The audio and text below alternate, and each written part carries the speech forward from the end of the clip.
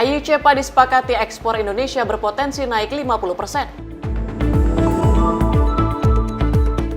PT Transjakarta MOU dengan Persija Jakarta. DPR RI fasilitasi status hukum mahasiswa Palestina di RI. Penemuan mayat di lahan kosong kawasan Bintaro. Indonesia bantai Brunei di laga pembuka AFF U23.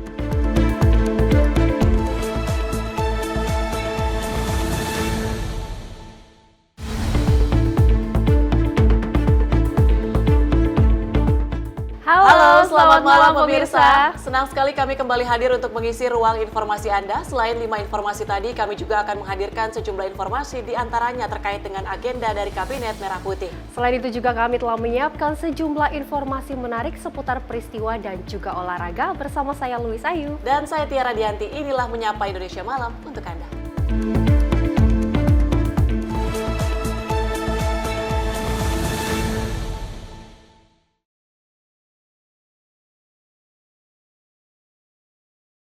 Menyapa Indonesia Malam kami awali dengan informasi Presiden Prabowo Subianto resmi menuntaskan perjanjian Ayu Cepa yang telah dibahas selama 10 tahun terakhir.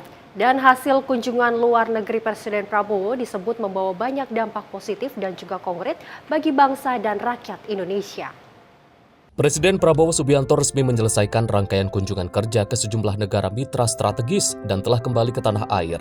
Dalam lawatan tersebut, salah satu capaian utama yang dibawa pulang Presiden Prabowo adalah penuntasan perjanjian Indonesia-European Union Comprehensive Economic Partnership Agreement atau Ayu Cepa. Perjanjian yang telah melalui proses negosiasi selama lebih dari 10 tahun tersebut diharapkan menjadi tonggak sejarah baru bagi hubungan ekonomi Indonesia dan Uni Eropa. Lewat Ayu Cepa, Indonesia berpeluang meningkatkan akses pasar ekspor ke negara-negara Uni Eropa, menarik lebih banyak investasi asing, serta memperkuat posisi industri nasional di pasar global. Adapun pemerintah optimis implementasi perjanjian ini akan memberikan dampak langsung terhadap pembangunan ekonomi nasional dan peningkatan kesejahteraan rakyat. Presiden sudah menuntaskan perjalanan keliling luar negeri dan menghasilkan banyak sekali hal-hal positif dan konkret bagi bangsa dan rakyat Indonesia. Di antaranya perjanjian IEU Cepa yang mungkin sudah kita lakukan dengan jangka waktu yang sangat panjang, 10 tahun, di masa Presiden Prabowo berhasil dituntaskan. Dari Jakarta, Jihan Nabila, Mutia Anggiani, Sinpo TV melaporkan. Pemirsa, Presiden Prabowo Subianto resmi menuntaskan perjanjian Indonesia-Eropa Union Comprehensive Economic Parliamentary Agreement yang telah dibahas selama lebih dari 10 tahun. Kepala Kantor Kepresidenan Hasan Nasbi menyatakan perjanjian ini diperkirakan mampu meningkatkan kinerja ekspor hingga 50% dan memperkuat industri nasional. Dalam konferensi persnya, Kepala Kantor Kepresidenan Hasan Nasbi menyampaikan bahwa proses penyelesaian perjanjian Ayu Cepa membutuhkan waktu panjang dan negosiasi yang tidak mudah. Menurutnya, setiap negara membawa kepentingan nasional masing-masing, sehingga detail perjanjian membutuhkan pembahasan secara mendalam. Hasan mengungkapkan dengan disepakatinya Ayu Cepa, pemerintah optimis akses pasar produk Indonesia ke Eropa akan terbuka lebih luas, terutama melalui fasilitas bebas tarif untuk sebagian besar produk ekspor. Tak hanya itu, Hasan menuturkan bahwa peningkatan tersebut diharapkan berdampak langsung terhadap kemajuan industri nasional serta memperluas lapangan kerja bagi masyarakat. Jadi memang perjanjian-perjanjian strategic partnership seperti ini memang tidak mudah dan butuh waktu yang panjang. Hampir semua CEPA itu butuh waktu yang panjang. Mungkin bukan persoalan kendala, tapi memang ketika mendetailkan perjanjian kerjasama bagaimanapun kan membawa kepentingan nasional masing-masing. Kalau dengan EU juga mereka juga punya kepentingan mereka sendiri, kita juga punya kepentingan kita sendiri. Nah, bernegosiasi itu cukup alot, termasuk juga konstelasi global. Ya, kita kan perlu juga mencari pasar baru, kerjasama baru, investasi baru di samping yang selama ini sudah ada. Nah, dengan adanya ini, berdasarkan perhitungan dari Kementerian Koordinator Perekonomian, mungkin nanti sebagian besar produk kita masuk ke Eropa itu dengan bebas tarif, sebagian besar. Dan kemungkinan besar ekspor kita bisa meningkat 50%. Berdasarkan perhitungan dari Kemenko Perekonomian, bisa meningkat 50%. Kalau ekspor meningkat 50%, itu artinya kan kinerja industri dalam negeri kan juga meningkat. Dan kalau kinerja industri meningkat, artinya kan serapan tenaga kerja juga akan banyak. Dari Jakarta, Jihan Nabila, Mutia Anggiani, Sinpo TV melaporkan.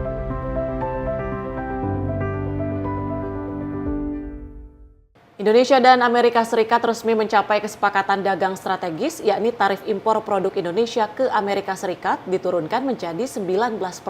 Dalam hal ini, Kepala Kantor Kepresidenan Hasan Nasbi menyatakan keberhasilan ini merupakan buah dari hasil negosiasi langsung Presiden Prabowo Subianto dan juga dengan Presiden Donald Trump.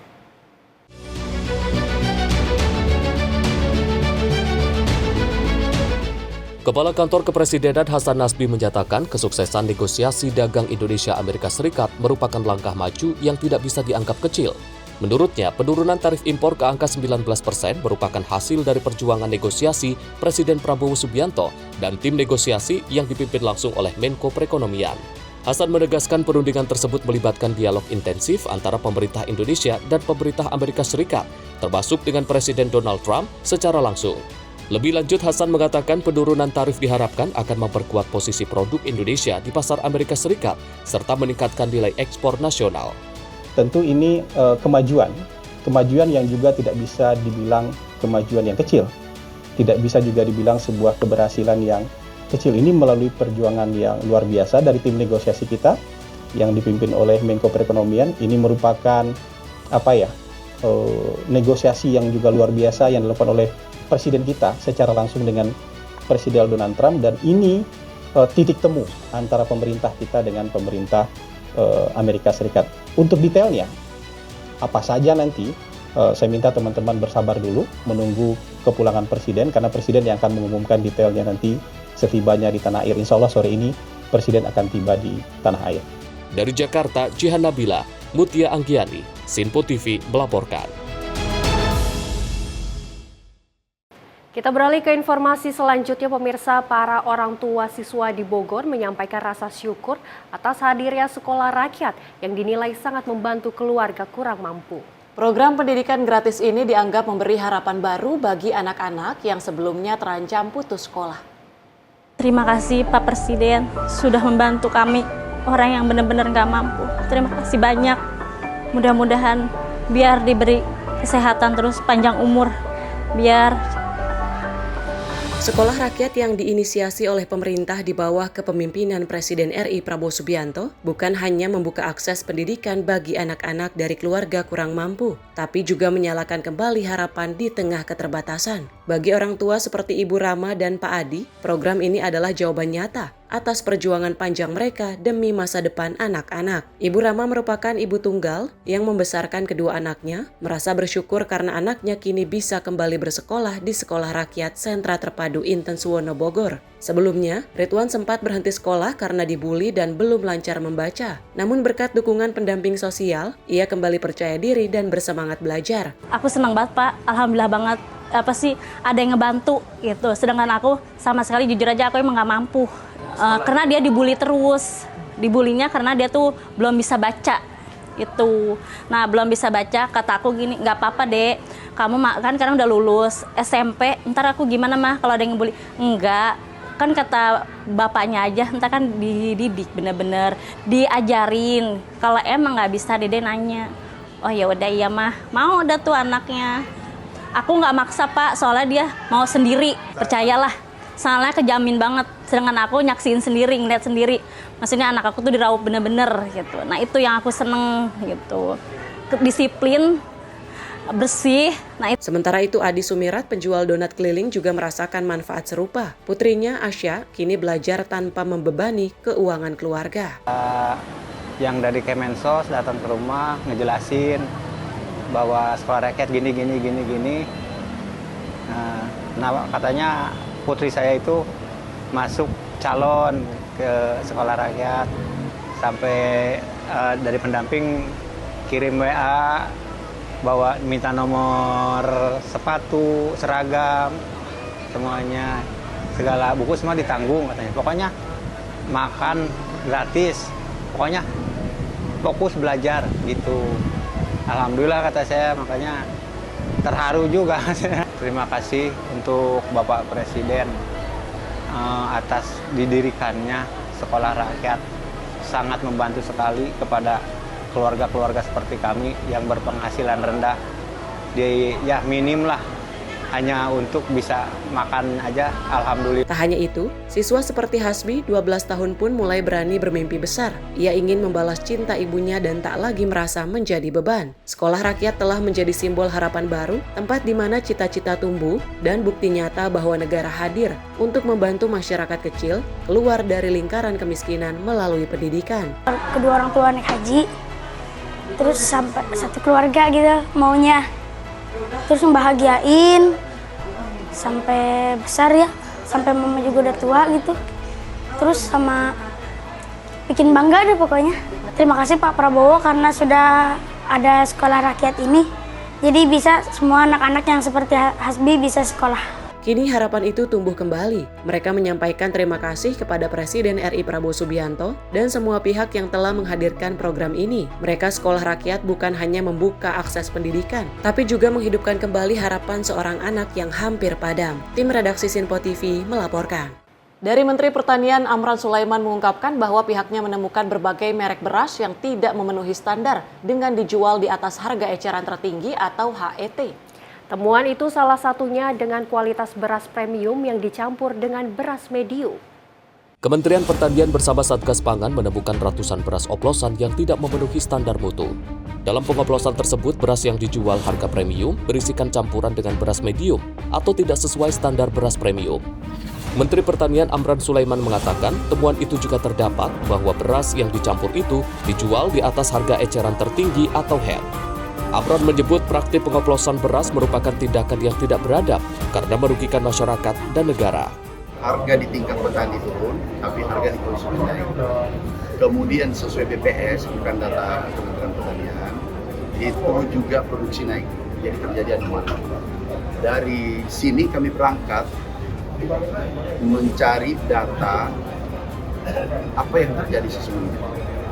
Akhirnya seluruh Indonesia, khususnya pada produksi lumbung padi, kita cek satu persatu. Ada 268 sampel. Ternyata 212 itu adalah tidak sesuai dengan standar, tidak sesuai dengan kualitas yang ditentukan oleh pemerintah, termasuk harga di atas HET. Jadi sudah di atas HET, kemudian tidak sesuai standar. Dan itu kami gunakan 13 lab seluruh Indonesia. Kami tidak ingin gegabah. Ada yang mengatakan, ini bukan oplos. Ada benernya yang disampaikan. Bukan oplos, di atasnya oplos apa kira-kira. Jadi, beras curah langsung dipindahkan menjadi premium dan medium. Itu bukan oplos, karena yang dikatakan oplos dicampur, ini tidak dicampur. Semuanya beras biasa dijadikan premium. Ini adalah menurut saya tidak beradab. Di atasnya oplos. Kalau oplos kan dicampur. Ada juga yang oplos. Tapi belum ada langkah-langkah Pak. Sudah, kami sudah kirim ke Bapak Kapolri langsung dengan Bapak Jaksa Agung. Dari Jakarta, Fahrizal Ahmad Amin, Sinpo TV melaporkan. Menteri Pertanian Amran Sulaiman mengungkapkan sebagian merek yang didapatkan menjual beras oplosan telah mulai menarik produknya dari pasaran dan juga menurunkan harga sesuai ketentuan dari pemerintah. Amran mengungkapkan bahwa alasan penarikan produk tersebut merupakan kesadaran dari diri masing-masing perusahaan. Sejumlah perusahaan yang diduga melakukan oplosan beras telah menarik produknya dari pasaran. Hal tersebut disampaikan langsung oleh Menteri Pertanian Amran Sulaiman usai menghadiri rapat kerja bersama Komisi 4 DPR di Kompleks Parlemen Senayan, Jakarta. Amran mengatakan para perusahaan juga telah menurunkan harga jual sesuai harga eceran tertinggi yang ditetapkan oleh pemerintah. Alasan penarikan produk beras itu dikarenakan kesadaran dari masing-masing perusahaan yang mengaku perbuatannya salah. Hal ini menurutnya baik untuk meningkatkan kesejahteraan para petani dan menjaga daya beli masyarakat. Ini kami juga, ini kita sportif ya, terima kasih. Ada beberapa pengusaha beras yang sudah menarik dan mengganti sesuai HET dan juga sesuai dengan harga sesuai dengan mutu. Kami temukan di Jawa Timur kemarin. Kami terima kasih. Jadi ini baik untuk kita semua, baik untuk masyarakat, baik untuk petani, baik untuk Indonesia, untuk Merah Putih. Ini kan untuk kebaikan kita semua, iya kan? Dari Jakarta, Fahrizal Ahmad Amin, Simpo TV melaporkan. Sementara itu dari Ketua Komisi 4 DPR Titik Soeharto menyayangkan terkait adanya pengoplosan beras dengan kualitas beras premium dicampur kualitas beras yang rendah. Titik meminta kejadian tersebut harus segera diusut tuntas dan memberikan sanksi efek jera terhadap perusahaan-perusahaan yang nakal. Kasus pengoplosan beras kini menjadi perbincangan hangat setelah beredarnya berbagai merek beras di supermarket dan pasar tradisional. Menyoroti hal itu, Ketua Komisi 4 DPR Titik Soeharto menyayangkan atas kejadian terjadinya pengoplosan beras yang marak. Pasalnya berdasarkan hasil temuan Kementerian Pertanian dan Satgas Pangan, terdapat beras kualitas premium dicampur dengan beras yang berkualitas rendah. Titik pun menegaskan kejadian tersebut dapat segera diusut tuntas dan memberikan sanksi efek jera kepada perusahaan-perusahaan beras yang melakukan oplosan. Beras oplosan, tadi kita sudah mendapatkan laporan dari Menteri Pertanian. Intinya pokoknya kita minta supaya ini diusut tuntas ya, jangan sampai terjadi seperti ini. Kita ini mau lagi semangat-semangatnya urusan swasembada pangan, swasembada beras, tapi kok ini ditemukan ada beras oplosan dan tentunya ini merugikan masyarakat, gitu ya. Yang mestinya berasnya kualitasnya rendah dicampur yang bagus jadi beras premium yang kayak gitu.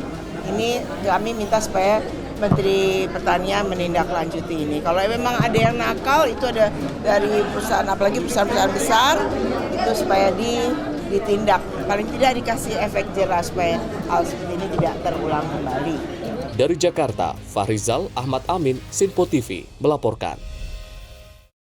Pemirsa, Menteri Luar Negeri RI yang juga menjabat sebagai Kepala Lembaga Perguruan Taman Taruna Nusantara, Sugiono mengungkapkan gagasan pendirian SMA Taruna Nusantara berawal dari pemikiran Presiden Prabowo Subianto saat masih menjadi perwira muda TNI. Hal itu disampaikan Sugiono saat membuka masa pendidikan siswa baru SMA Taruna Nusantara Angkatan ke-36 di kampus Magelang pada Senin 14 Juli 2025 yang juga menandai 35 tahun berdirinya sekolah unggulan tersebut.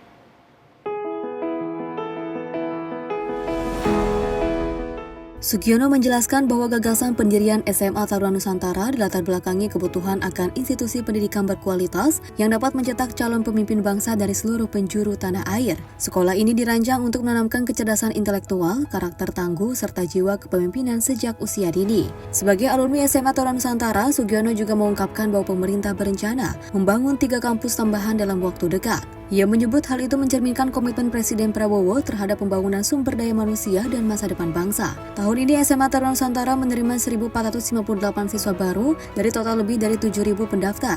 Para siswa tersebut tersebar di 3 kampus yakni Magelang, Malang, dan Cimahi. Dalam sambutannya, Sugiono menegaskan bahwa kehadiran para siswa di SMA TN bukan sekedar hasil dari proses seleksi, tetapi merupakan bagian dari perjalanan menuju cita-cita besar untuk bangsa. Tim redaksi Simpo TV melaporkan. Kita ke informasi lain pemirsa, Wali Kota Bandung Muhammad Farhan memilih untuk mengatur sendiri jam masuk sekolah di wilayahnya. Berbeda dengan surat edaran yang dikeluarkan Gubernur Jawa Barat Deddy Mulyadi, aturan jam masuk sekolah di Bandung dibuat beragam.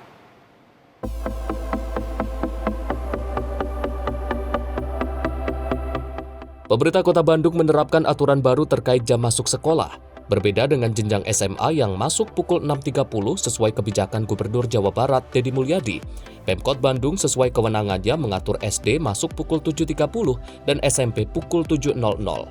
Menurut Wali Kota Bandung Muhammad Farhan, kebijakan tersebut ditujukan agar proses belajar mengajar berjalan lebih tertib. Melalui pengaturan jam masuk sekolah berdasarkan jenjang pendidikan, dia berharap kemacetan di Bandung bisa berkurang, terutama pada pagi hari. Selain kebijakan baru soal jam masuk sekolah jenjang SD dan SMP, dia juga mengeluarkan kebijakan terkait penggunaan handphone bagi pelajar. Meski tidak dilarang, penggunaan telepon seluler harus diatur oleh pihak sekolah agar tidak mengganggu proses pembelajaran. Farhan juga menegaskan kebijakan soal larangan pelajar membawa kendaraan sendiri dengan menggandeng pihak kepolisian untuk menegakkan aturan itu. Dia menambahkan Pemkot Bandung kini sedang menyusun kerangka pendidikan karakter yang sejalan dengan arahan dari Kementerian Pendidikan Sekolah Dasar dan Menengah. Ya, orang tua juga ada diterangkan karena ada beberapa peraturan baru yang mau kita terapkan. Satu, SMP mah nggak ada banyak perubahan tapi mulai masuk jam 7 pagi. Karena kan gini, ini respon. SMA masuk jam 6.30, SMP masuk jam 7, SD masuk jam 7.30, supaya trafiknya ternumpuk. Jadi kita pecah tuh. Kan ini bagian dari upaya supaya Bandung tong macet yang menisuk-isuk teh gitunya. Peraturan kedua adalah setiap sekolah diwajibkan untuk melakukan pengaturan penggunaan handphone. Bukan dilarang ya, tapi diatur. Sedemikian rupa sehingga tidak mengganggu proses belajar mengajar. Lalu peraturan ketiga adalah kita juga akan memastikan bahwa para orang tua tidak perlu menunggu di sekolah selama anak-anak belajar. Biarkan anak-anak belajar mandiri. Tim redaksi Simpo TV melaporkan. Informasi lainnya pemirsa dari Kepolisian Republik Indonesia yang akan menggelar kejuaraan menembak Kapolri Cup 2025 yang akan berlangsung mulai 17 hingga 20 Juli mendatang di Kobrimob Polri Kelapa II Depok, Jawa Barat. Gelaran kejuaraan ini dilakukan Polri bersama dengan pengurus besar Persatuan Menembak dan Berburu Indonesia atau Perbakin.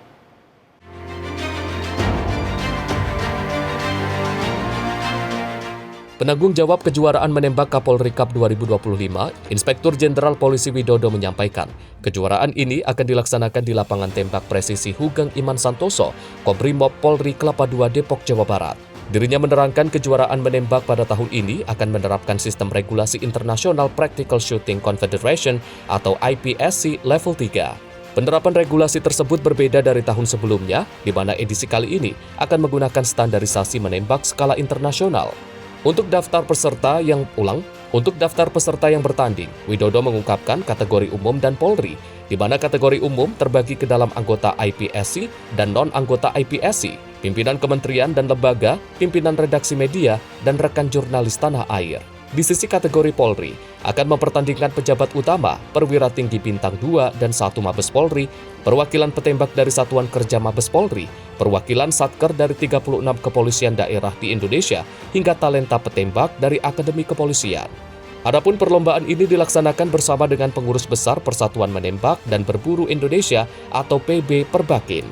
Perlombaan tembak reaksi yang dilaksanakan secara terbuka untuk mendorong pertumbuhan dan pembinaan olahraga menembak secara profesional. Olahraga menembak berkaitan erat dengan tugas kepolisian, sehingga dapat meningkatkan motivasi anggota Polri dan peserta lainnya dalam rangka meningkatkan kemampuan dan keterampilan olahraga menembak.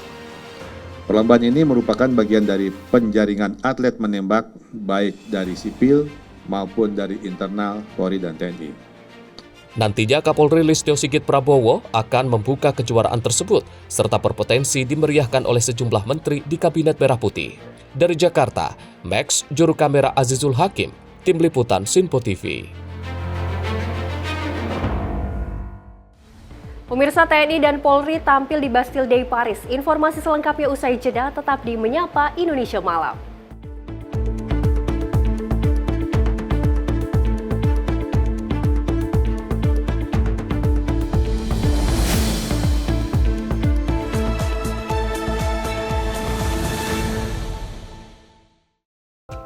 Horas Maju Medan.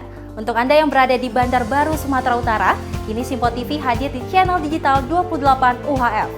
Jangan lupa terus lakukan scan ulang secara berkala agar Simpo TV hadir sebagai televisi terbaik di layar kaca Anda. Simpo TV, referensi berita politik masa kini.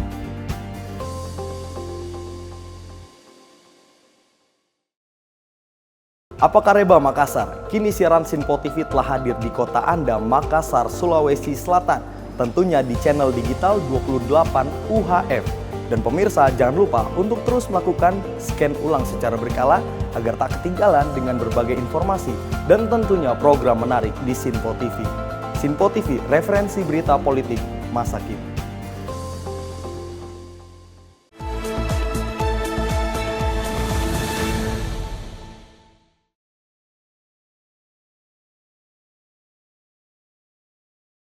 Anda kembali menyaksikan Menyapa Indonesia Malam. Pemirsa, Presiden Indonesia Prabowo Subianto hadir sebagai tamu kehormatan dalam parade militer Bastille Day di Paris. Dan sambutan hangat dari Presiden Paris Emmanuel Macron menunjukkan kekaguman dan penghormatan tinggi terhadap kepemimpinan Prabowo serta peran penting Indonesia di kancah dunia.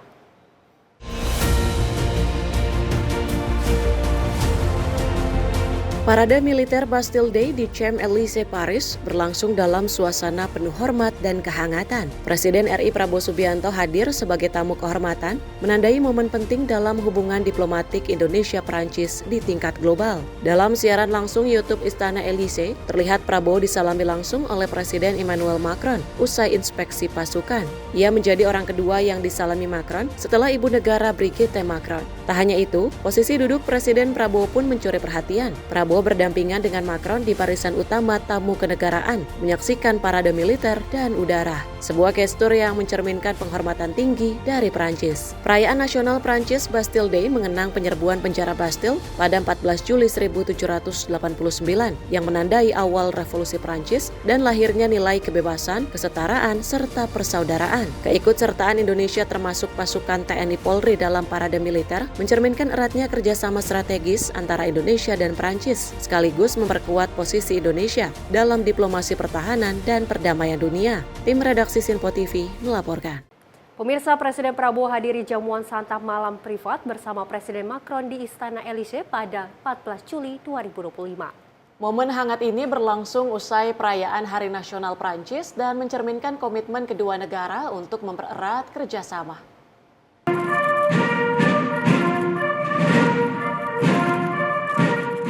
Dalam balutan suasana megah dan penuh sejarah, Istana Élysée menjadi latar pertemuan hangat antara Presiden Republik Indonesia Prabowo Subianto dan Presiden Prancis Emmanuel Macron dalam jamuan santap malam privat pada Senin malam 14 Juli 2025. Acara ini digelar usai perayaan Hari Nasional Prancis, di mana Presiden Prabowo hadir sebagai tamu kehormatan dalam parade militer di Place de la Concorde. Setibanya di istana, Presiden Prabowo disambut oleh Kepala Protokol Negara Prancis dan melintasi barisan pasukan kehormatan. Presiden Macron kemudian menyambut dengan hangat di ujung barisan. Keduanya berjabat tangan dan berfoto bersama sebelum melangkah ke ruang jamuan yang tertata elegan. Dalam suasana akrab, kedua pemimpin berdiskusi mengenai isu-isu strategis bilateral dan global sambil menikmati sajian khas Prancis. Lebih dari sekedar perjamuan resmi, momen ini mencerminkan kedekatan dan komitmen kedua negara untuk mempererat kerjasama di tengah dinamika geopolitik dunia. Tim redaksi Sinpo TV melaporkan. Pasukan gabungan TNI Polri dari Satgas Patriot II tampil memukau di Bastille Day Paris dengan baris berbaris dan tarian tradisional Indonesia. Aksi mereka disaksikan langsung oleh Presiden Prabowo dan Presiden Macron yang memberikan kehormatan dan juga tepuk tangan yang meriah.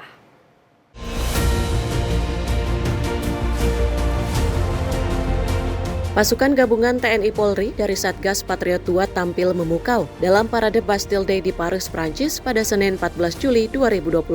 Sebanyak 500 personel termasuk Taruna Akademi TNI dan Akpol menampilkan baris berbaris serta tarian tradisional Indonesia di Champs-Élysées, Paris. Penampilan kontingen Indonesia menjadi sorotan dengan kehadiran maskot macan tutul, ikan hiu, dan burung elang yang melambangkan kekuatan 3 matra TNI dan Polri. Defile ini disiarkan langsung melalui kanal YouTube Istana Élysée dan disaksikan oleh Presiden RI Prabowo Subianto serta Presiden Prancis Emmanuel Macron. Melihat penampilan kontingen Indonesia, Presiden Prabowo tampak kagum dan memberi hormat, sementara Macron menyambut dengan tepuk tangan meriah.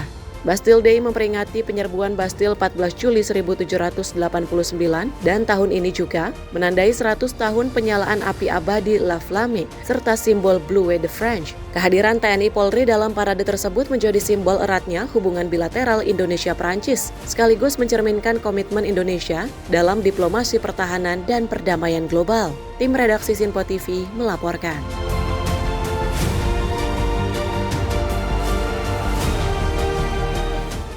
Kita beralih ke informasi dari Menteri Agama Nasaruddin Umar yang resmi menutup operasional penyelenggaraan ibadah haji 1446 Hijriah di kantor Kementerian Agama Jakarta. Nasaruddin menyampaikan rangkaian pelaksanaan haji tahun 2025 berjalan dengan lancar dan mendapatkan apresiasi langsung dari Kerajaan Saudi Arabia.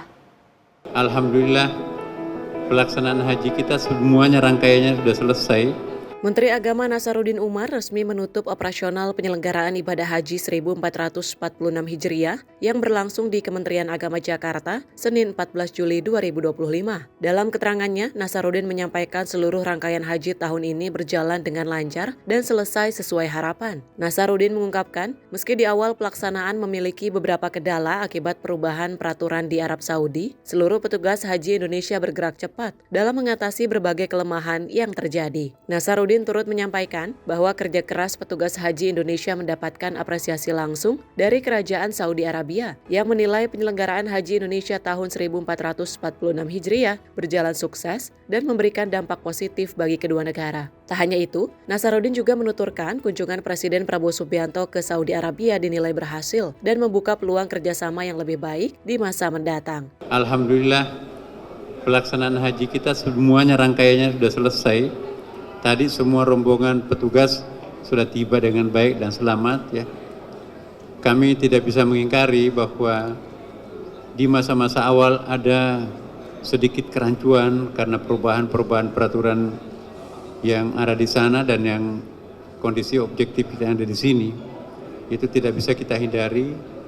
Tapi alhamdulillah berkat kerja keras teman-teman, maka pertengahan sampai bagian terakhir itu berhasil kita atasi semuanya dengan baik, dan Menteri Haji, Kementerian Haji Saudi Arabia datang mengapresiasi kita di Dakar, memberikan apresiasi, berterima kasih atas kecepatan petugas haji Indonesia mengantisipasi kelemahan awal yang terjadi. Mencapai puncaknya kemarin Pak Kerajaan Saudi Arabia, Pak MBS, bersama Menteri Kerajaan memberikan apresiasi jemaah haji Indonesia tahun ini yang dianggapnya itu sukses ya, dan memberikan banyak hal yang positif kepada negeri kita. Jadi kunjungan Bapak Presiden dianggap sangat berhasil karena memang target-target yang diharapkan dipenuhi semua oleh pihak kerajaan. Itu pertanda baik buat kita, semoga haji akan datang akan lebih baik. Dari Jakarta, Jihan Nabila, Adit Rafli, Sinpo TV melaporkan. Pasca banjir dan longsor di kawasan Puncak, Menteri Lingkungan Hidup Hanif Faisal bekerja sama dengan Taman Safari Bogor menggelar program penanaman pohon serentak nasional di kawasan Taman Safari Cisarua Bogor. Sebanyak 150.000 pohon ditanam di lereng bukit sebagai upaya pemulihan kondisi alam dan juga lingkungan di kawasan hulu Sungai Ciliwung yang rusak akibat alih fungsi lahan.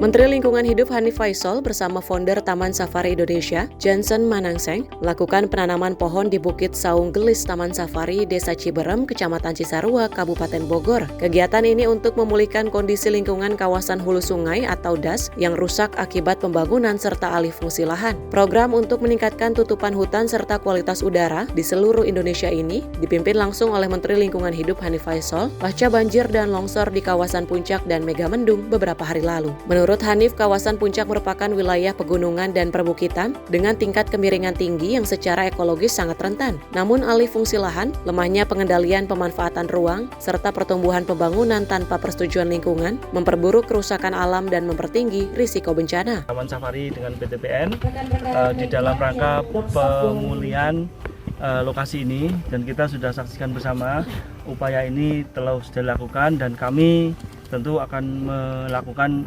pengawasan dan kontrol bersama teman-teman Dinas LH Provinsi maupun Kabupaten Bogor. Kita menjamin bahwa apa yang telah dilakukan oleh PTPN, oleh Taman Safari berdampak serius untuk mengurangi dampak air permukaan yang berpotensi berkontribusi menjadi banjir di bagian tengah maupun hilir. Bapak Tanami. Baik, kalau kami di sini kerjasama sejak tahun 2018 ini, yaitu Taman Safari, yaitu bekerja sama antar 19 hektaran semuanya. Ya, dan itu kita sudah kurung dan bahkan kita sudah hijaukan semuanya. Yaitu yang pertama juga dari para menteri yang yang dulu Menteri Kehutanan 2 kali, lalu beliau ketiga kali dari Menteri dari LH ya, yang beberapa bulan yang lalu ini kita tinggal 2000 ini aja yang tadi bilang kita sanksi ini, karena kita masih dulu ini tempat pembibitan, jadi ini sekarang kita akan robah lagi tempat bibit ini kita tanamkan pohon. Jadi kita sudah tanamkan di 2000 meter ini yaitu 150 pohon. Lalu ada sisanya 50 kita yang ke depan yang tadi kita lihat kan, jadi di luar itu. Sementara founder Taman Safari Indonesia mengatakan, Taman Safari Indonesia berkomitmen menjadi mitra strategis pemerintah dalam upaya konservasi lingkungan. Pelestarian alam adalah tanggung jawab bersama. Di lahan seluas 2000 meter, ditanam 150 pohon dengan berbagai jenis di antara buah-buahan dan juga tanaman pohon hutan kayu besar. Dari Bogor, tim kontributor Sinpo TV melaporkan.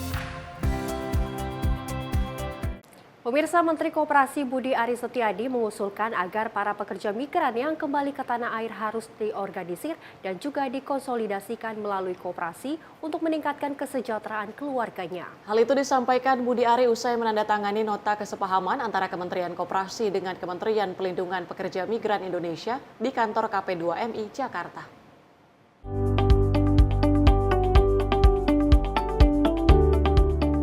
Menteri Koperasi Budi Aris Setiadi menyatakan pembentukan Koperasi Desa Kelurahan Merah Putih akan menciptakan banyak lapangan kerja yang bisa dimanfaatkan para pekerja migran di wilayah masing-masing. Oleh karenanya, Menkop mengusulkan agar para pekerja migran yang telah menyelesaikan tugasnya dan kembali ke tanah air harus diorganisir dan dikonsolidasikan melalui koperasi untuk meningkatkan kesejahteraan keluarganya. Di sisi lain, Menteri Pelindungan Pekerja Migran Indonesia Abdul Qadir Karding juga menyampaikan bahwa pihaknya akan mensinergikan program Desa Migran Emas di seluruh Indonesia melalui program koperasi. Jadi memang begini, Koperasi Desa Kelurahan Merah Putih ini kan program yang memang masif ya, 80.000 lebih. Nah, asal pekerja migran itu kan banyak kan dari desa, sehingga mereka yang sudah berpengalaman dan sudah pulang bisa diharapkan juga membantu. Nanti datanya masih dikonsolidasi.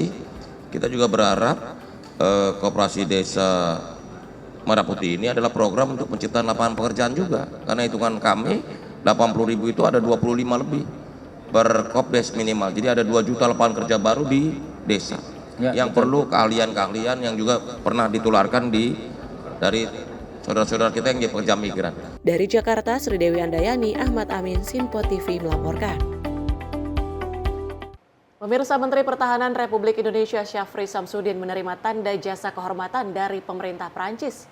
Penganugerahan ini diberikan sebagai bentuk penghargaan atas kontribusi Menhan RI dalam mempererat hubungan pertahanan antara Indonesia dan juga Prancis.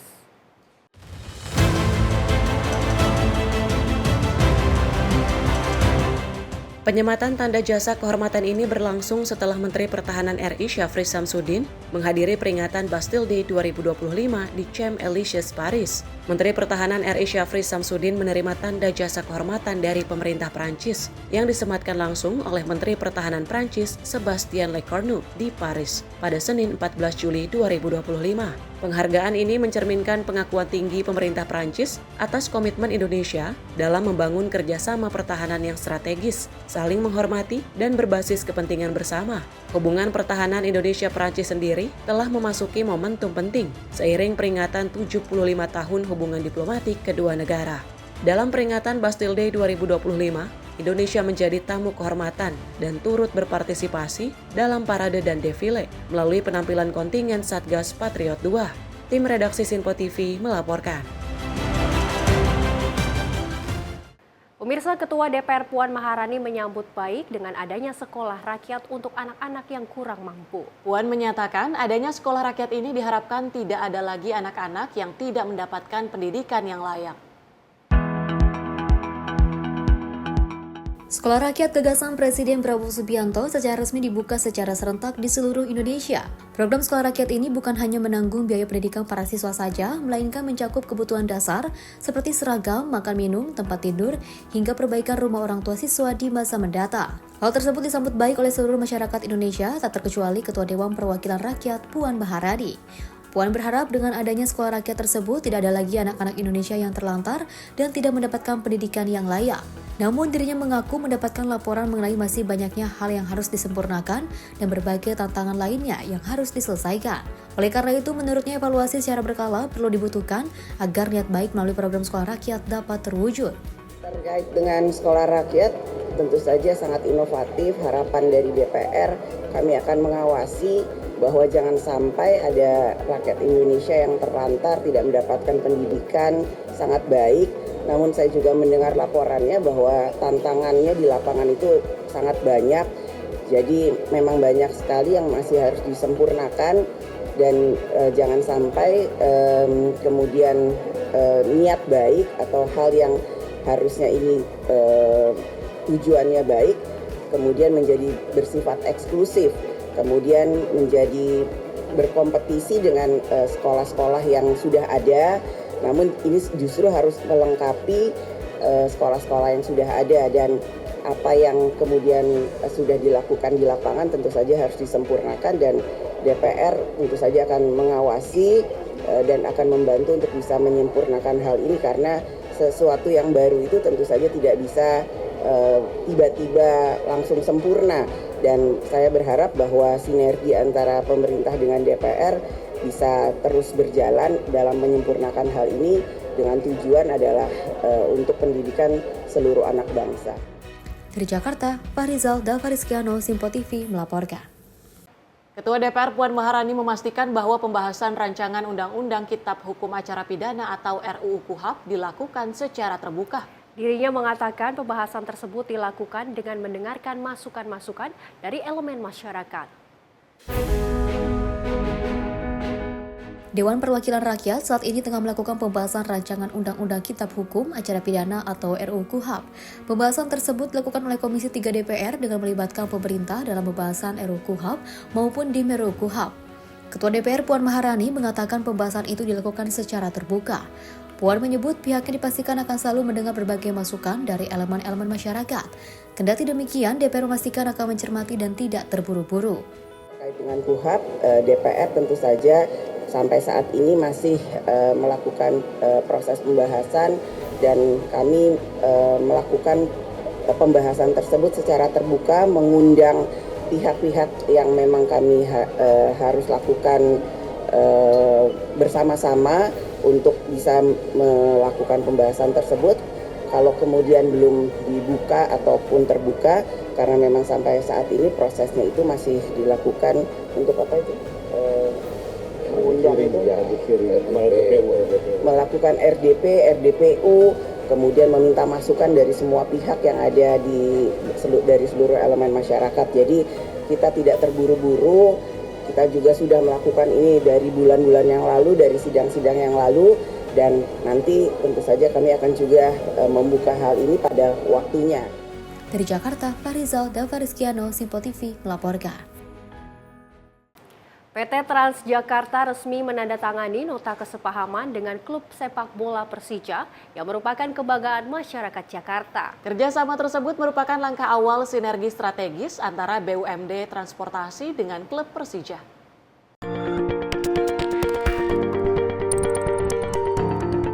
Tiga 30 unit bus Transjakarta telah didesain khas Persija sebagai tanda kolaborasi antara perusahaan transportasi BUMD tersebut dengan klub sepak bola kebanggaan Jakarta. Direktur Utama Transjakarta Welvizon Yuza menyampaikan kerjasama ini sebagai simbol bahwa Transjakarta ingin hadir lebih dekat dengan masyarakat, termasuk mendukung perkembangan olahraga, terutama sepak bola. Terima kasih atas kehadirannya. Jadi sore hari ini Transjakarta dan Persija menandatangani MOU atau nota kesepahaman untuk mencoba mengeksplor kemungkinan kolaborasi dan kerjasama yang lebih intens.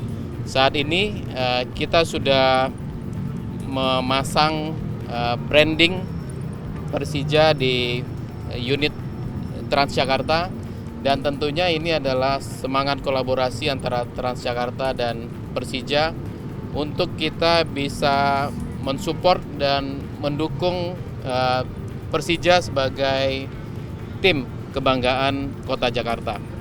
Dan tentu dengan kerjasama ini kita berharap ke depannya banyak potensi kolaborasi lain yang kita bisa dorong bersama. Dan setiap kegiatan dan juga pertandingan tentu kita juga akan mendorong semua warga terutama Jakmania menggunakan public transport. Pada saat mendukung tim kebanggaan kita di JIS nantinya. Dan tentu ini menjadi awal untuk kita bisa eksplor kerjasama yang lebih intens ke depannya. Kerjasama antara Transjakarta dengan Persija ini pun diharapkan dapat mempermudah akses transportasi para Jackmania saat ingin mendukung tim kesayangan mereka. Dari Jakarta, Sri Dewi Andayani, Mutia Anggiani, Sinpo TV melaporkan. Menko PMK tinjau pemeriksaan kesehatan gratis di Ponpes Kediri. Informasi selengkapnya usai jeda, tetaplah bersama kami di Sinpo TV.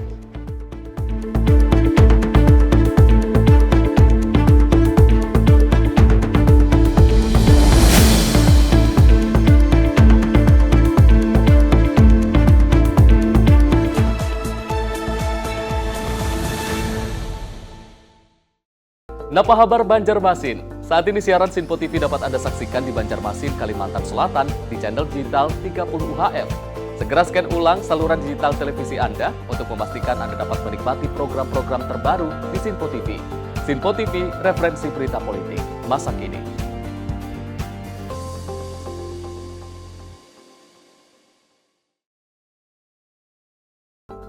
Sampurasun Jawa Barat.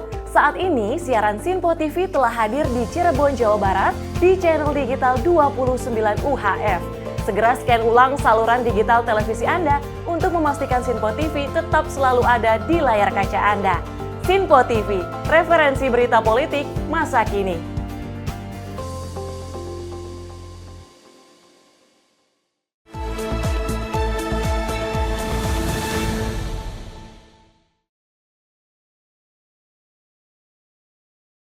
Halo pemirsa, Anda kembali menyaksikan Menyapa Indonesia Malam dan informasi kami lanjutkan. Pemirsa, Wakil Menteri Komunikasi dan Digital Nezar Patria menyambut positif gelaran Kongres Persatuan Wartawan Indonesia yang dijadwalkan pada 30 Agustus mendatang.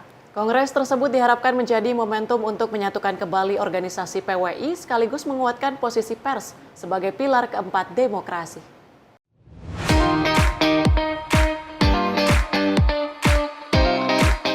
Wakil Menteri Komunikasi dan Digital Nezar Patria menyampaikan harapannya agar Kongres Persatuan Wartawan Indonesia yang digelar pada 30 Agustus 2025 dapat menjadi momentum penyatuan kembali di tubuh PWI. Menurutnya, Kongres menjadi ajang demokratis dan forum pemersatu yang dapat membawa semangat kebersamaan di lingkungan PWI maupun ekosistem pers nasional secara lebih luas. Hal ini disampaikan saat Nezar menerima audiensi perwakilan PWI di kantor Kementerian Komdigi Jakarta Pusat pada Selasa 14 Juli 2025.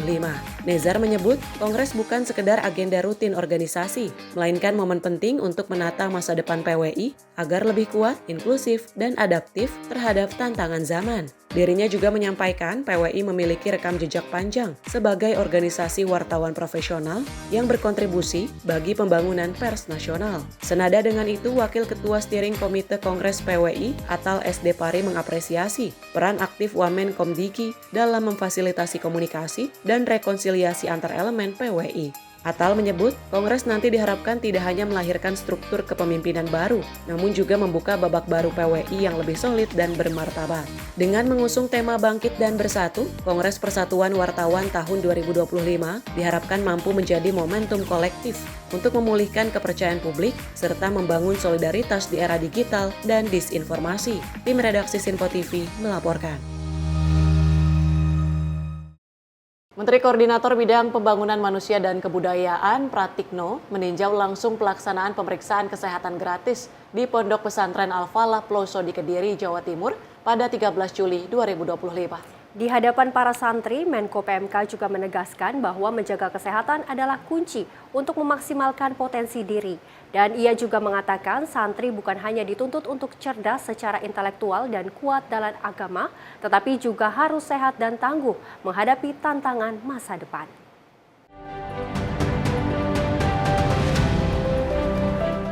Menko PMK menekankan bahwa kegiatan ini adalah bagian dari arahan Presiden Prabowo Subianto yang mengusung pemeriksaan kesehatan gratis sebagai salah satu program besar peningkatan kualitas SDM nasional. Dimulai dari layanan ulang tahun, program ini kini meluas ke sekolah rakyat dan satuan pendidikan lainnya termasuk pesantren. Menko PMK mengingatkan para santri agar tidak berhenti belajar hanya di pesantren, tetapi melanjutkan hingga pendidikan tinggi dan menguasai ilmu pengetahuan dan teknologi. Di Pondok Pesantren Al-Falah Ploso, sebanyak 500 santri putra yang terdiri dari 100 santri usia sekolah dan 400 santri dewasa melakukan pemeriksaan kesehatan. Pemeriksaan mencakup kebugaran, gizi, pemeriksaan darah, mata, telinga, dan gigi. Kegiatan dilaksanakan di Kompleks Induk Pesantren dengan melibatkan 60 tenaga kesehatan dari 6 puskesmas. Dari hasil pengecekan di lapangan, Menko PMK menyebut adanya temuan masalah kesehatan pada santri seperti gangguan penglihatan, kesehatan gigi, dan kebiasaan merokok. Perintahnya Pak Presiden adalah seluruh anak bangsa harus sehat, harus berkualitas. Salah satu programnya Pak Presiden adalah cek kesehatan gratis. Sekarang sudah masuk ke sekolah-sekolah dan pesantren-pesantren. Jadi mulai pekan depan ini sudah mulai, nanti pesantren juga termasuk di pelosok sini. Jadi kalau adik-adik semua, para santri belajar, punya kepandaian macam-macam, tetapi kalau sakit, kepandaian itu tidak bisa digunakan. Dalam kesempatan itu, Menko PMK juga menyerahkan bantuan alat olahraga dari Kemenpora serta Al-Quran, kitab, dan peralatan lainnya dari Kemenak. Ia menyampaikan apresiasi atas kolaborasi lintas sektor mulai dari kementerian, lembaga, pemerintah daerah, hingga keluarga besar pesantren. Tim redaksi Sinpo TV melaporkan.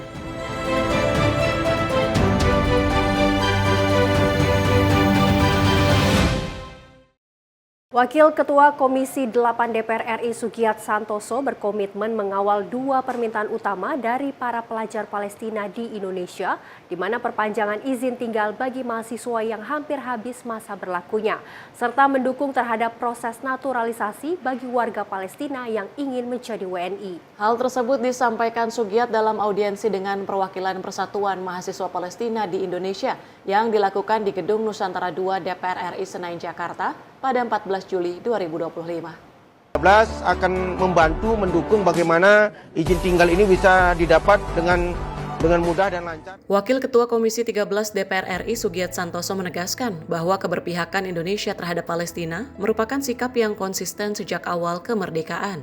Ia menegaskan pemerintahan Presiden Prabowo Subianto tetap berkomitmen mendukung perjuangan rakyat Palestina melawan kolonialisme. Dalam pertemuan tersebut, Sugiat menyatakan dukungan penuh terhadap rencana Presiden Prabowo Subianto untuk mengevakuasi sementara sekitar 1.000 warga Palestina yang terdampak perang, khususnya anak-anak yatim, korban luka, dan pasien yang membutuhkan perawatan.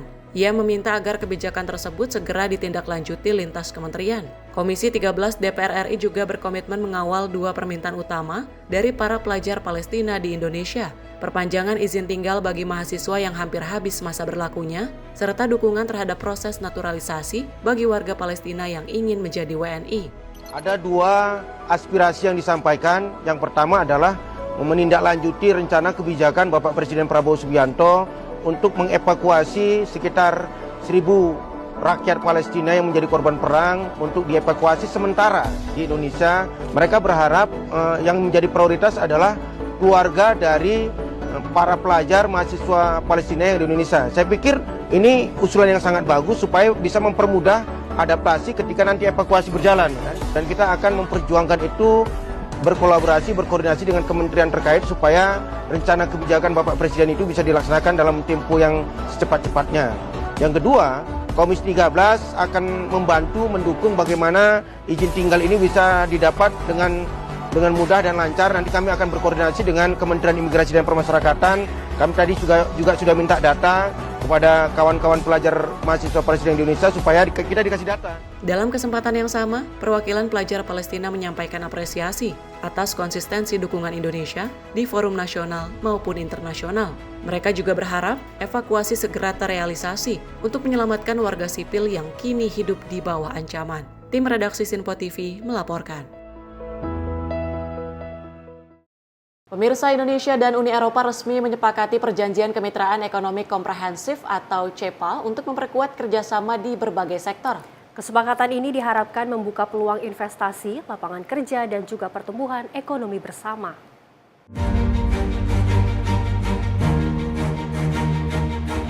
Dalam pertemuan antara Presiden RI Prabowo Subianto dan Presiden Komisi Eropa Ursula von der Leyen di Brussels yang menegaskan komitmen kedua pihak untuk memperkuat kerjasama ekonomi. Indonesia dan Uni Eropa resmi menyepakati langkah penting menuju penyelesaian perjanjian kemitraan ekonomi komprehensif atau CEPA. Ursula von der Leyen menyatakan bahwa CEPA akan membuka peluang besar di sektor pertanian, otomotif, jasa, dan memperkuat rantai pasok bahan baku penting untuk transisi energi dan digital dengan pendekatan yang bertanggung jawab secara sosial dan lingkungan. Because the new agreement will open new markets, it will create more opportunities in key industries, business active in agriculture, in automotive and in services will massively benefit from it. This agreement will also help strengthen the supply chains of critical raw materials that we need to power the clean and the digital transition. We want not only a secure supply, but we want responsible supply. This we have in common. That means respect for the environment, respect for the local communities, and a clear focus on good jobs and local value creation. Together we are sending a strong message about the importance of predictable, long-term partnerships. Partnerships that are built on trust, reciprocity, transparency, and shared values. Sementara itu, Prabowo menilai perjanjian ini sebagai tonggak strategis yang saling melengkapi dan mendukung stabilitas ekonomi global. Prabowo juga memaparkan visinya untuk membuka lebih banyak peluang pendidikan dan kesehatan bagi anak muda Indonesia lewat kerjasama dengan Eropa, serta menciptakan ruang investasi yang sehat dan berkelanjutan bagi pelaku usaha dari kedua belah pihak. We have achieved many agreements, basically that we will accommodate each other's economic interests, and we find them basically mutually symbiotic. Europe is a leader in science, technology, finance. We have critical resources, so the partnership between Europe and Indonesia also being a large part of ASEAN, I think this will be very important contribution to economic and geopolitical stability in the world. I'm very happy to see our respective ministers and commissioners achieving I would say strategic breakthroughs, so that basically we have no item of disagreement between EU and Indonesia, right? When we implement these agreements, we can sign the implementation agreement, if possible, here in Brussels again. That gives me another chance to visit Brussels. Kedua pemimpin berharap CEPA dapat segera diimplementasikan dengan penandatanganan resmi di Brussels sebagai simbol komitmen bersama. Kesepakatan ini menandai babak baru kemitraan strategis yang berfokus pada peningkatan investasi, penciptaan lapangan kerja, dan pertumbuhan ekonomi bersama antara Indonesia dan Uni Eropa. Tim redaksi Sinpo TV melaporkan. Pemirsa, Presiden Prabowo mengumumkan kesepakatan CEPA antara Indonesia dan Uni Eropa yang menurunkan hampir semua tarif perdagangan menjadi 0%. Perjanjian ini membuka akses besar ke pasar Eropa dan memperkuat posisi Indonesia di tengah ketidakpastian global.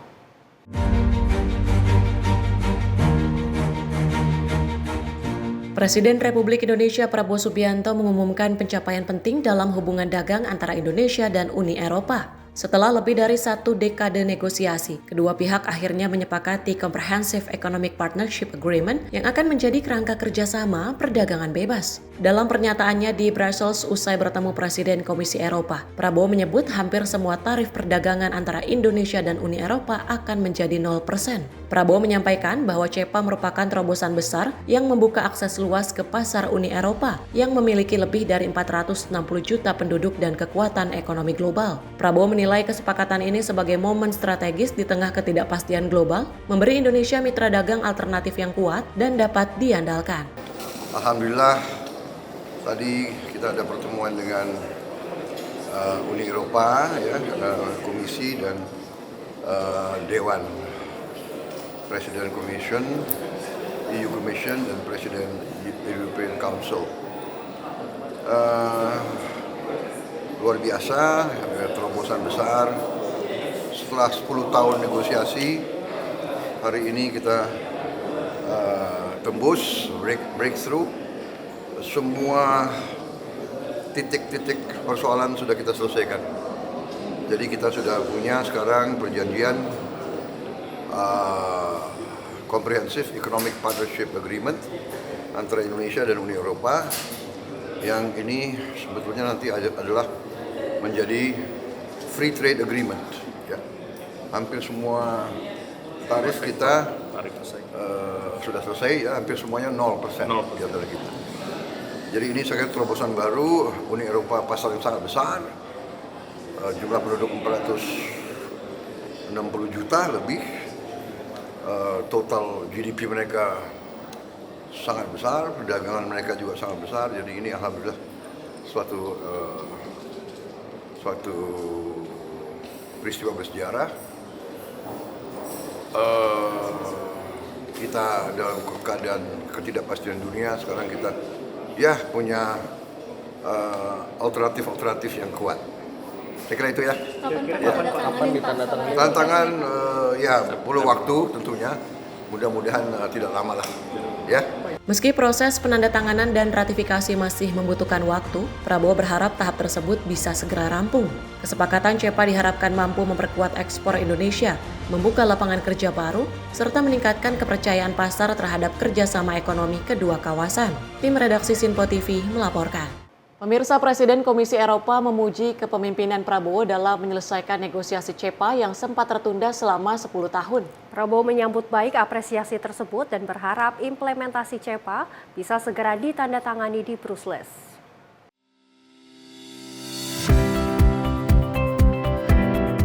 Presiden Komisi Eropa Ursula von der Leyen menyampaikan apresiasi atas kepemimpinan Presiden Prabowo Subianto dalam menyelesaikan negosiasi Perjanjian Kemitraan Ekonomi Komprehensif atau CEPA yang sempat tertunda selama 1 dekade. Dalam konferensi pers bersama di Brussels, ia menyebut kesepakatan ini sebagai terobosan besar yang mencerminkan komitmen kedua pihak terhadap hubungan jangka panjang yang saling menghormati. I am very pleased to report that we have just reached a political agreement on an ambitious free trade agreement. It's a comprehensive economic partnership agreement, we call it CEPA. After 10 years of negotiations, we have achieved a breakthrough. So, Mr. President, I want to thank you for your leadership. Together we are sending a strong message about the importance of predictable, long-term partnerships. Partnerships that are built on trust, reciprocity, transparency, and shared values. Prabowo menyambut baik pengakuan tersebut dan menegaskan bahwa CEPA merupakan bukti semangat saling menguntungkan antara Indonesia dan Uni Eropa. Ia juga menyampaikan rasa bangganya atas keberhasilan tim perunding yang telah menyelesaikan seluruh isu utama dalam negosiasi. Menutup pernyataannya, Prabowo berharap implementasi CEPA dapat segera ditandatangani secara resmi di Brussels sebagai simbol kemitraan yang kokoh dan berkelanjutan antara kedua belah pihak. We have achieved many agreements, basically that we will accommodate each other's economic interests, and we find them basically mutually symbiotic. I'm very happy to see our respective ministers and commissioners achieving, I would say, strategic breakthroughs, so that basically we have no item of disagreement between EU and Indonesia, right? I hope when we implement these agreements, we can sign the implementation agreement, if possible, here in Brussels again. That gives me another chance to visit Brussels. Tim redaksi Sinpo TV melaporkan. Pemirsa, Presiden Prabowo bertemu Raja Belgia Filipe di Istana Laeken dalam rangkaian kunjungan kenegaraannya di Brussels. Pertemuan singkat berlangsung empat mata dalam suasana hangat dan penuh kehormatan.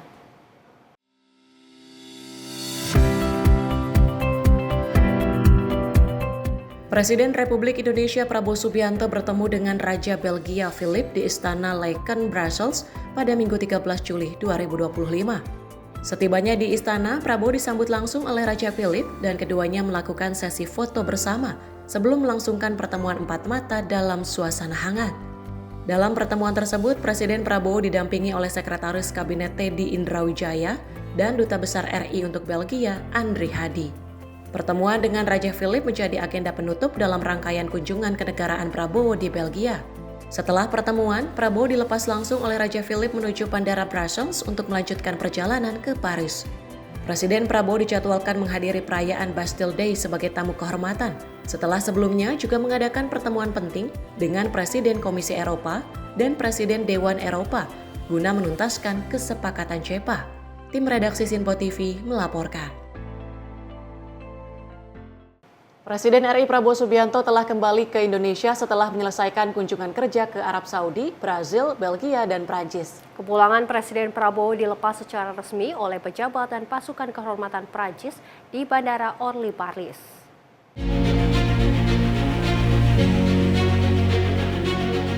Presiden RI Prabowo Subianto telah kembali ke tanah air pada Selasa waktu setempat, usai mengakhiri lawatan kerja ke sejumlah negara sahabat, termasuk Arab Saudi, Brazil, Belgia, dan Prancis. Kepulangan Prabowo dimulai dari Bandar Udara Orly, Paris. Prabowo dilepas secara resmi oleh Duta Besar Prancis untuk Indonesia, Fabien Penone, Dubes RI untuk Prancis, Muhammad Omar, serta Atase Pertahanan KBRI Paris. Upacara pelepasan juga diiringi barisan pasukan kehormatan militer Prancis. Sebelum bertolak, Prabowo menjelaskan bahwa pertemuan dengan Presiden Emmanuel Macron di Istana Elysee berlangsung produktif. Keduanya membahas kerjasama bilateral serta isu global, termasuk konflik Israel-Palestina. Prabowo menyebut Prancis mendukung solusi dua negara sebagai jalan menuju perdamaian berkelanjutan. Suatu pertemuan makan malam, tapi ya kita bahas banyak masalah kerjasama Indonesia dan Prancis. Prancis juga banyak membantu kita di Eropa. Kita pokoknya sangat produktif, ya. Oke. Bahas two state solution. Ya. Dibahas. Prancis mendukung two state solution. Tim redaksi Sinpo TV melaporkan. Koperasi Desa Merah Putih akan resmi diluncurkan pada 21 Juli 2025 di Klaten, Jawa Tengah oleh Presiden Prabowo Subianto. Program ini diharapkan dapat menjadi penggerak ekonomi desa melalui berbagai layanan. Di antaranya koperasi desa bisa menjadi agen resmi LPG, pupuk, hingga sembako.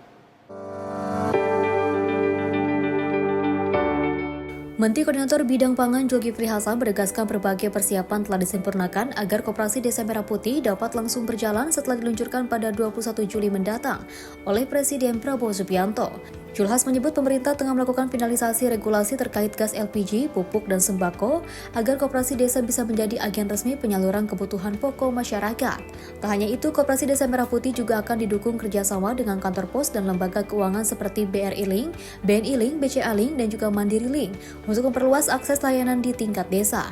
Pemerintah turut menargetkan Koperasi Desa Merah Putih beroperasi penuh pada 28 Oktober 2025 sebagai bagian dari upaya meningkatkan kesejahteraan masyarakat desa melalui ekonomi berbasis kebutuhan harian. Ada beberapa yang tadi akan disempurnakan agar setelah diluncurkan semua tidak ada hambatan lagi. Pertama mengenai karena koperasi itu nanti ada paling kurang kan 6 gerai ya. Satu itu gas LPG, itu ada peraturan Menteri SDM untuk segera diselesaikan agar nanti Kopdes bisa menjadi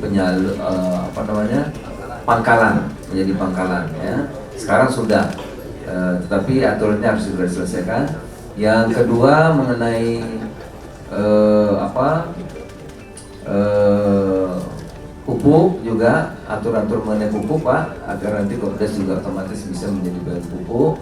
Begitu juga aturan mengenai ada gerai ketiga yaitu warung, Kopdes juga otomatis menjadi izin untuk sembako ya dan lain-lain tentunya. Termasuk kerjasama dengan kantor pos, BRI Link, BNI Link, BSI Link, dan Mandiri Link. Dari Jakarta, Gia Nabila, Azul Hakim, Sinpo TV melaporkan. Pemirsa, informasi lainnya akan kami hadirkan, salah satunya aksi pacu jalur di tol berujung permohonan maaf. Informasi selengkapnya usai jeda, tetap di Simpo TV.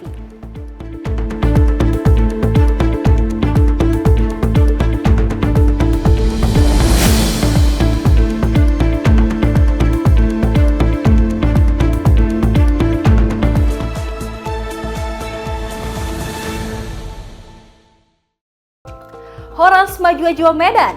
Untuk Anda yang berada di Bandar Baru, Sumatera Utara, kini Simpo TV hadir di channel digital 28 UHF. Jangan lupa terus lakukan scan ulang secara berkala agar Simpo TV hadir sebagai televisi terbaik di layar kaca Anda. Simpo TV, referensi berita politik masa kini.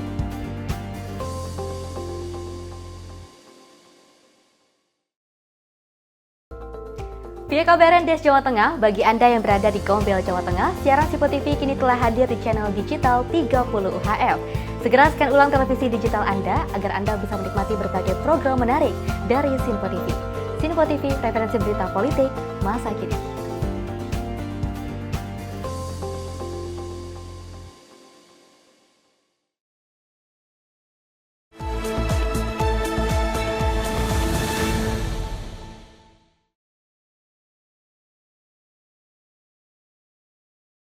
Anda kembali menyaksikan Menyapa Indonesia Malam. Pemirsa, sesosok mayat berjenis kelamin laki-laki ditemukan tergeletak di lahan kosong kawasan Bintaro, Kelurahan Pondok Jaya, Kecamatan Pondok Aren, Tangerang Selatan, Banten.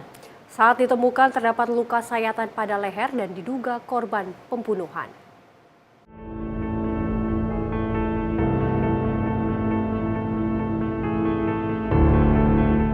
Mayat pertama kali ditemukan oleh seorang warga yang sedang mencari rumput di lahan tersebut. Dirinya merasa curiga melihat tubuh manusia yang tertutup kain. Saat diperiksa, didapati tubuh korban dengan luka menganga pada leher. Temuan ini pun segera dilaporkan kepada petugas keamanan kawasan yang langsung diteruskan ke polisi. Selasa malam, polisi membenarkan telah ditemukan mayat pria tanpa identitas dengan luka di leher. Polisi juga telah melakukan olah kejadian tempat perkara dan menyita sebilah pisau yang ditemukan di sekitar lokasi penemuan mayat. Ditemukannya mayat laki-laki sekitar pukul 16.00 di wilayah Kelurahan Pondok Jaya di lahan kosong. Tadi untuk perkembangan kita masih sudah dilaksanakan olah TKP. Untuk pengen mohon bersabar. Nanti kita tindak lanjutnya dalam proses. Penemuan itu kondisinya bagaimana, Pak? Saat ditemukan kondisi luka leher telentang, lalu ditutup dengan kain sarung. Luka leher itu saja. Di sekitar korban apa ditemukan identitas normal gitu? Kenapa? Identitas korban gitu? Untuk identitas masih belum kita temukan, masih hanya dugaan sementara. Tapi ada barang senjata tajam di sekitar lokasi. Kalau untuk senjata tadi sudah ditemukan untuk BB-nya, bendanya, benda tajamnya. Benda tajam. Kurang tadi seperti golok ya, gitu aja. Pisau. Usai dilakukan oleh TKP, jenazah langsung dibawa ke Rumah Sakit Polri Kramat Jati guna kepentingan otopsi. Hingga kini, polisi masih terus melakukan serangkaian penyelidikan guna mengungkap penyebab pasti kematian. Dari Tangerang, tim kontributor Simpo TV melaporkan.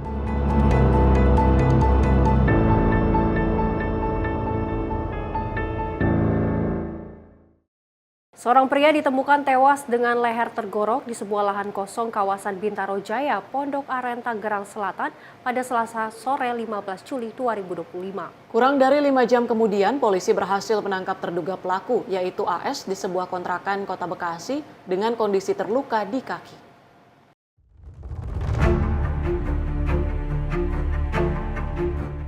Mayat pria tanpa identitas ditemukan dalam kondisi mengenaskan di sebuah lahan kosong Jalan Boulevard Bintaro Jaya, Pondok Aren, Kota Tangerang Selatan pada Selasa sore. Korban ditemukan warga yang sedang mencari rumput sekitar pukul 4 sore. Petugas keamanan, Zamroni, mengaku langsung meluncur ke lokasi usai menerima laporan dari saksi mata. Menurut Zamroni, jasad korban memiliki luka parah di leher dan diduga baru saja tewas karena belum mengeluarkan aroma menyengat. Selang 5 jam setelah penemuan mayat, terduga pelaku berinisial AS berhasil ditangkap. Polisi mengamankan AS di sebuah rumah kontrakan di Kranji, Kota Bekasi, sekitar pukul 20:58 waktu Indonesia bagian Barat. Dalam foto yang beredar, AS terlihat dikawal anggota polisi dengan tangan terikat kabel tis merah dan betis kiri yang diperban, diduga terluka akibat tembakan saat penangkapan. Kasubdit Resmon Ditreskrimun Polda Metro Jaya, AKBP Resa Fiardi Marabesi, membenarkan identitas dan penangkapan pelaku. Dari Jakarta, Aura Desmita, Sinpo TV melaporkan. Seorang pemuda ditemukan tewas bersimbah darah dengan luka tusuk di bagian punggung di perlintasan rel kereta Kebon Melati, Tanah Abang, Jakarta Pusat. Diduga kuat pemuda naas itu tewas dibunuh menggunakan senjata tajam.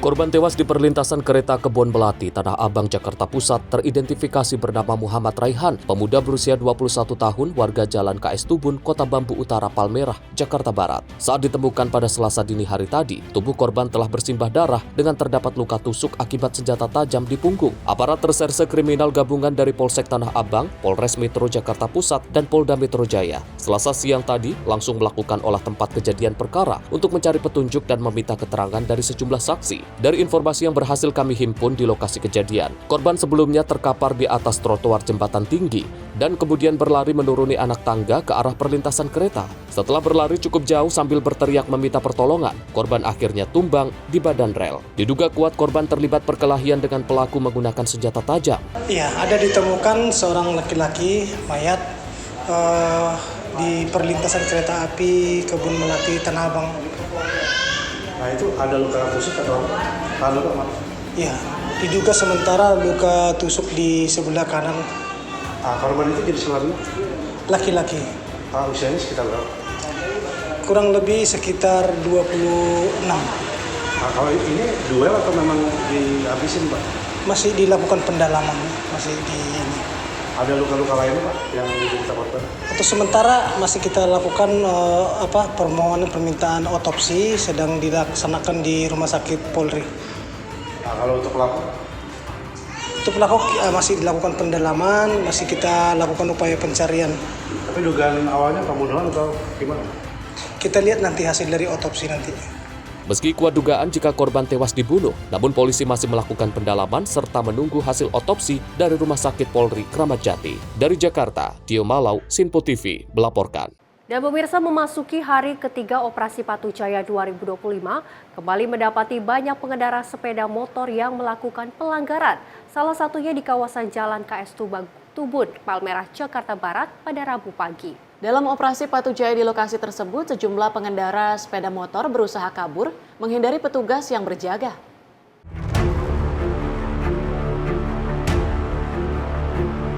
Laju pengendara sepeda motor ini terpaksa harus dihentikan petugas kepolisian Satlantas Jakarta Barat yang tengah menggelar operasi Patuh Jaya 2025 di kawasan Jalan KS Tubun, Palmerah, Rabu pagi. Sejumlah pemotor hendak kabur menghindar saat seketika panik melihat keberadaan polisi di lokasi. Bukan tanpa sebab, sejumlah pengendara sepeda motor ini diberhentikan petugas dalam operasi Patuh Jaya di hari ketiga. Ternyata mereka masih saja melakukan pelanggaran berlalu lintas, seperti tak mengenakan helm, plat nomor kendaraan tidak terpasang, hingga pajak surat STNK yang mati serta tidak memiliki SIM. Di hadapan polisi berbagai alasan pun dilontarkan para pelanggar lalu lintas ini, mulai dari tak mengenakan helm karena dekat rumah hingga tidak memasang plat nomor kendaraan lantaran belum dipasang kembali usai terjatuh.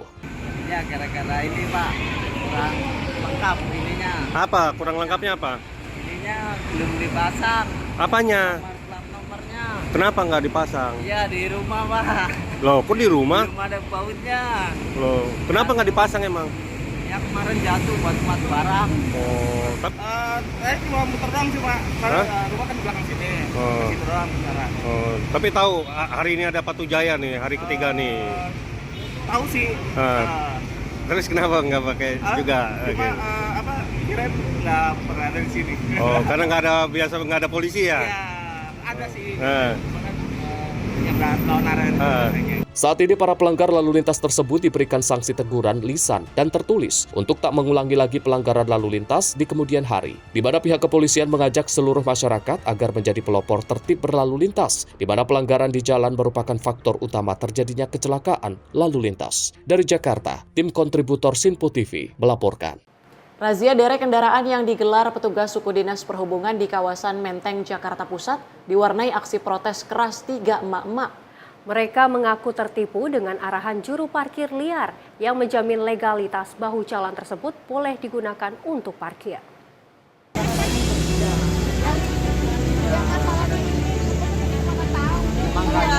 Tiga emak-emak ini langsung melayangkan protes saat menyadari kendaraan mereka yang terparkir di bahu jalan Menteng Raya, Menteng Jakarta Pusat, siang tadi menjadi sasaran penderekan oleh petugas suku dinas perhubungan Jakarta Pusat. Ketiganya berusaha mempertahankan kendaraan agar tidak diderek paksa. Akibatnya sempat terjadi aksi adu mulut dengan petugas. Mereka mengaku tertipu dengan arahan juru parkir liar yang menjamin legalitas bahu jalan tersebut boleh digunakan untuk parkir.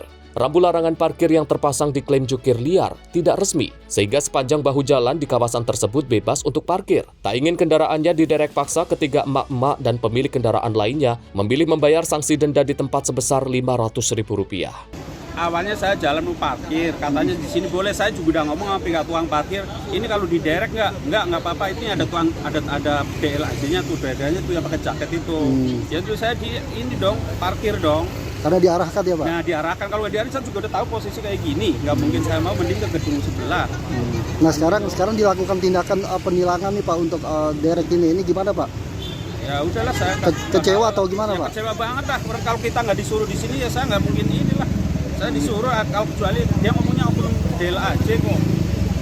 Razia dilanjutkan petugas hingga ke kawasan Monas, Jalan Medan Merdeka Timur, Gambir. Di lokasi ini petugas berhasil menderek paksa sejumlah kendaraan roda 4. Razia sengaja digelar menyusul kembali maraknya keberadaan parkir liar yang berdampak kian semrawutnya wajah ibu kota, serta kerap memicu terjadinya kemacetan. Dari Jakarta, Dio Malau, Sinpo TV melaporkan.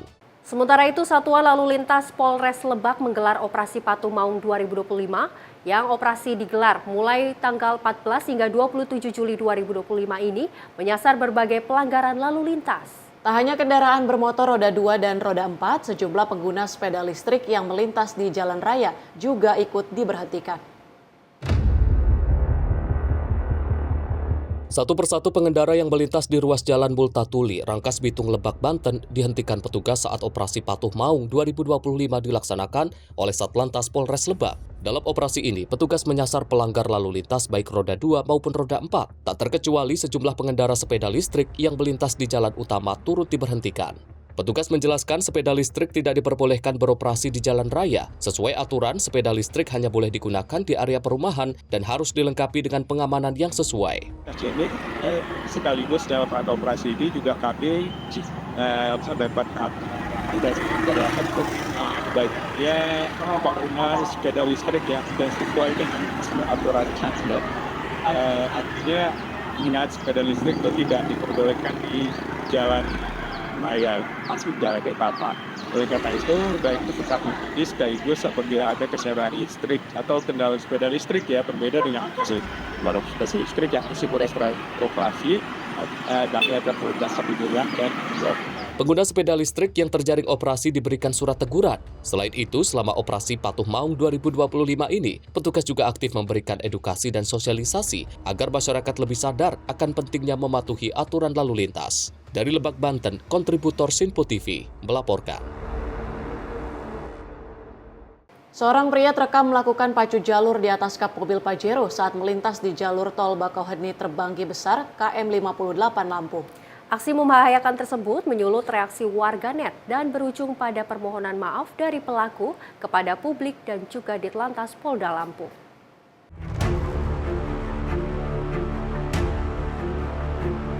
Sebuah video viral memperlihatkan seorang pria melakukan aksi pacu jalur di atas kap mobil yang sedang melaju bernomor polisi BE193DE di kilometer 58 jalur tol Bakauheni Terbanggi Besar Lampung. Pria dalam video tersebut diketahui bernama Nuryansyah. Pasca insiden ini viral, Nuryansyah dipanggil pihak kepolisian untuk dimintai keterangan. Dalam video klarifikasinya, ia menyatakan permohonan maaf kepada publik. Ia menyadari aksinya berbahaya dan berjanji untuk tidak mengulangi perbuatan tersebut. Pihak kepolisian menilai aksi tersebut tidak hanya melanggar aturan lalu lintas, namun juga membahayakan pengguna jalan lainnya. Pelaku dapat dikenakan sanksi pidana kurungan maksimal 3 bulan atau denda hingga Rp750.000 sesuai Undang-Undang Lalu Lintas yang berlaku. Dari Jakarta, Aura Desmita, Sinpo TV melaporkan. Setelah berupaya keras, tim SAR gabungan akhirnya berhasil mengevakuasi satu korban dalam insiden kecelakaan kendaraan truk bermuatan semen yang terjadi di kilometer 13 Jalan Karyangau, Balikpapan. Korban diketahui bernama Albertus Sony, 40 tahun, yang mengemudikan truk bermuatan semen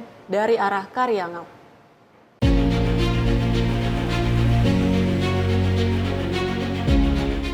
Seorang pengemudi truk dilaporkan meninggal dunia dalam insiden kecelakaan lalu lintas yang terjadi di kilometer 13 Jalan Kariangau, Balikpapan pada Selasa 15 Juli 2025. Truk bermuatan semen yang dikemudikan korban menabrak kendaraan lain setelah diduga mengalami remblong. Korban diketahui bernama Albertus Soni, 40 tahun, yang saat itu sedang mengemudikan truk dari arah Kariangau. Proses evakuasi dilakukan dengan penuh kehati-hatian karena korban dalam kondisi terjepit di dalam kabin kendaraan. Jenazah korban kemudian dibawa menggunakan ambulans milik Pasbrimob 2 ke RSUD Kanujoso, Jatiwibowo untuk penanganan lebih lanjut.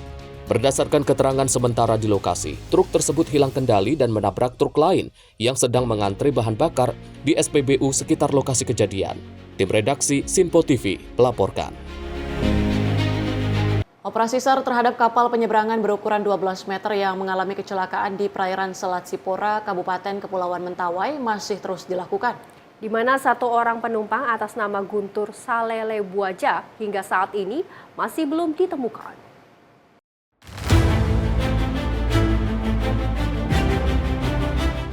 Sebanyak 17 dari 18 korban kapal terbalik di Selat Sipora, Kabupaten Kepulauan Mentawai, Sumatera Barat berhasil ditemukan dan dievakuasi dalam keadaan selamat. Namun hingga saat ini masih ada satu korban hilang atas nama Guntur Salele Buaja yang belum ditemukan. Tim SAR gabungan memastikan akan meneruskan pencarian korban yang tenggelam pada Senin 14 Juli lalu. Sementara itu 17 korban selamat sudah dibawa oleh KN SAR Ramawijaya 240 ke Pelabuhan Tua Pejat pada 11.38 waktu Indonesia Barat. Kapal tersebut tiba dengan selamat bersama para korban pada pukul 14.45 waktu Indonesia Barat. Korban yang memerlukan perawatan medis langsung dibawa ke RSUD Mentawai, sedangkan korban lainnya langsung diserahkan kepada pihak keluarga. Kepala Kantor SAR Mentawai menyampaikan bahwa operasi SAR akan terus dilanjutkan oleh tim SAR gabungan sampai korban terakhir berhasil ditemukan. Tim redaksi Sinpo TV melaporkan. Informasi peristiwa lainnya pemirsa, di mana ada aksi pencurian uang kotak amal di sebuah masjid di Kota Bekasi, Jawa Barat terekam kamera pengawas. Pelaku yang beraksi seorang diri nekat beraksi saat sore hari dengan merusak kotak amal, diduga menggunakan benda tumpul. Detik-detik aksi pencurian terlihat jelas dalam rekaman CCTV.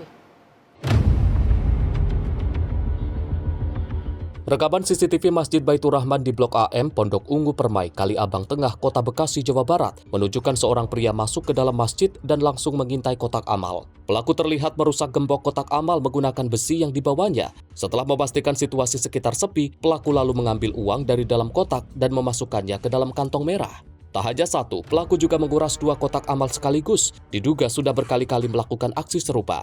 Menurut keterangan marbot masjid Beni Effendi, aksi tersebut terjadi pada Sabtu sore. Kejadian baru diketahui ketika kotak amal ditemukan rusak dan uang sebesar Rp700.000 hilang. Pasca kejadian, pihak pengurus langsung mengganti pengaman kotak amal dengan rantai untuk menghindari aksi serupa terulang. Pada saat saya habis bersih-bersih masjid, saya bakar sampah di sebelah masjid, posisinya di sebelah masjid Pasum. Buat pembakaran sampah, saya bersih-bersih bakar-bakar. Begitu ketahuannya, begitu habis sholat maghrib, saya lihat ada kotak kok nganga gitu. Begitu saya lihat di bawah, ada benda-benda kunci kayak gembok patah, wah berarti kejebol ya kan. Saya lihat lagi kotak amal yang lain, ya kotak amal yang lain. Ternyata yang sana tuh kotak amal yang untuk anak yatim piatu yang duafa itu mungkin banyak, ya itu dijebol juga. Terus di sini kan ada kotak amal yang di dalam posisinya ada 3, yang berhasil dibongkar 2, sementara 1 nggak berhasil karena ada 2 kunci. Jadi yang berhasil dibongkar 2 kunci. Diketahui ini bukan kali pertama masjid ini menjadi sasaran pencuri kotak amal. Kasus serupa pernah terjadi lebih dari 2 kali. Kondisi lingkungan yang sepi diduga dimanfaatkan pelaku untuk beraksi. Saat ini, kasus sudah dilaporkan ke Polsek Bekasi Utara untuk penyelidikan lebih lanjut. Dari Bekasi, tim kontributor Sinpo TV melaporkan. Dan pemirsa, informasi tadi sekaligus menutup perjumpaan kita pada edisi Sport kali ini. Tetap saksikan Menyapa Indonesia Malam Sport hanya di Sinpo TV. Saya Louis Ayu mewakili kerabat kerja yang bertugas pamit undur diri. Terima kasih atas kebersamaan Anda. Sampai jumpa.